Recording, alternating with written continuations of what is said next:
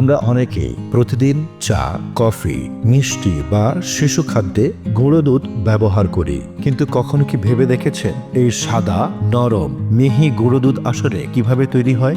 গরুর দুধ কি সরাসরি শুকিয়ে বানানো হয়, নাকি এর পেছনে রয়েছে বড় কোনো মেশিন আর আধুনিক প্রযুক্তির জটিল প্রক্রিয়া? আজকের ভিডিওতে আমরা আপনাকে নিয়ে যাব একটি আধুনিক দুগ্ধ প্রক্রিয়াজাতকরণ কারখানায়, যেখানে তরল দুধ কয়েকটি ধাপ পেরিয়ে পরিণত হয় গুঁড়ো দুধে।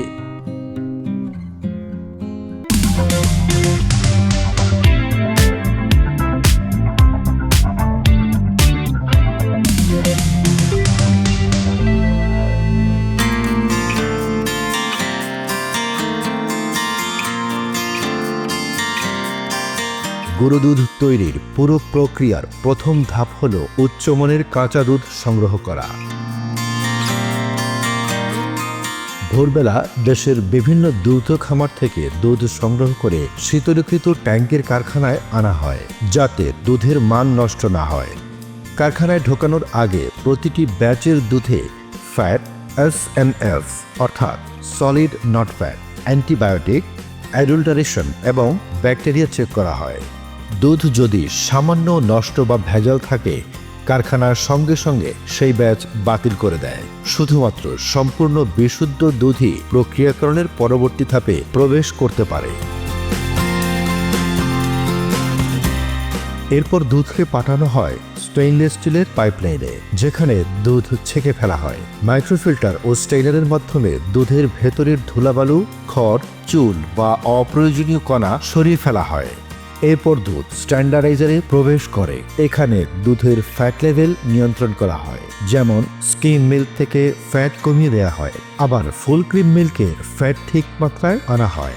এটি খুব গুরুত্বপূর্ণ ধাপ, কারণ গুঁড়ো দুধ নির্দিষ্ট পুষ্টিগুণ বজায় রেখে তৈরি করতে হয়।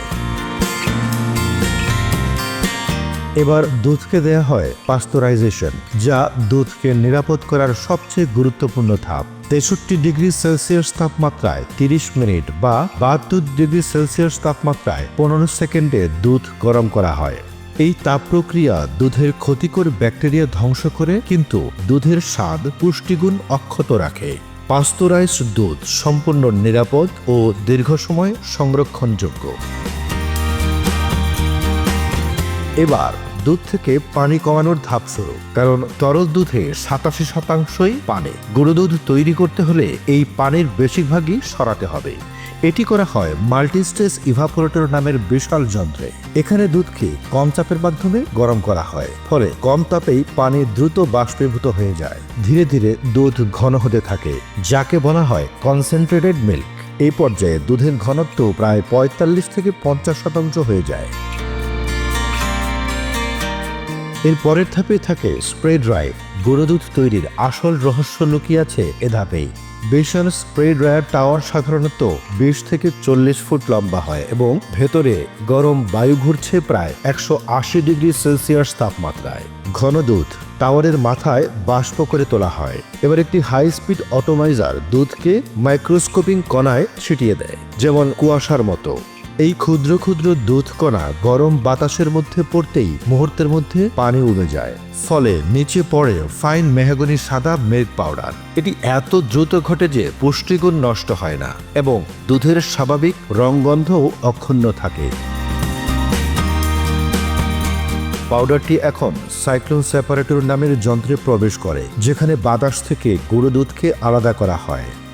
তারপর একটি কুলিং কনভেয়ারের মাধ্যমে ধীরে ধীরে ঠান্ডা করা হয়, যাতে গুঁড়ো দুধ জমাট না বেঁধে যায়। তবে এখনও এটি শেষ ধাপ বাকি রয়ে গেছে।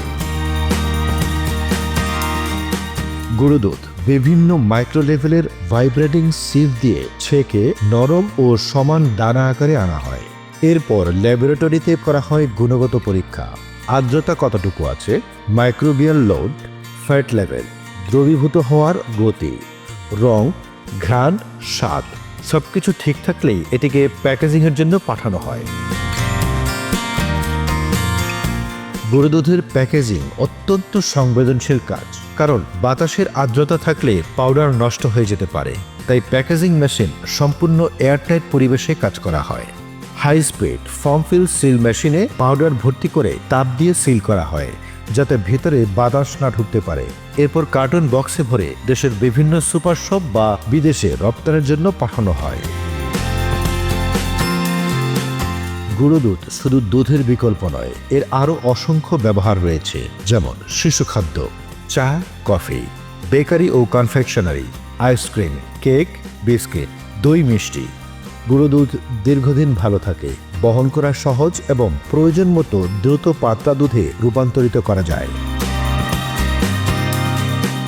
তরল দুধ থেকে গুঁড়ো দুধে রূপান্তরের এই বিজ্ঞান সত্যিই অসাধারণ। ভিডিওটি ভালো লেগে থাকলে লাইক দিন, কমেন্টে জানান পরবর্তী কোন পণ্য তৈরির প্রক্রিয়া জানতে চান, আর নতুন ভিডিও পেতে চ্যানেলটি সাবস্ক্রাইব করে রাখুন।